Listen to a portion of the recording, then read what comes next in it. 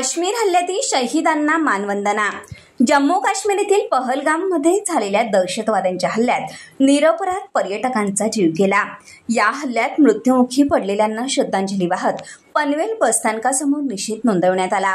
यावेळी संतप्त झालेल्या नागरिकांनी पाकिस्तान मुर्दाबादच्या घोषणा देत प्रतिकात्मक स्वरूपात पाकिस्तानच्या झेंड्याला पायदळी तुडवलं।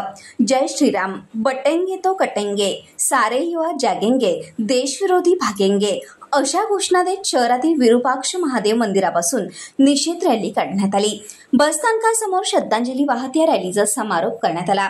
यावेळी विश्व हिंदू परिषद, हिंदवी सेना, बजरंग दलाचे पदाधिकारी, महिला सहभागी झाले होते। ब्युरो रिपोर्ट, कोकण संध्या न्यूज, पनवेल।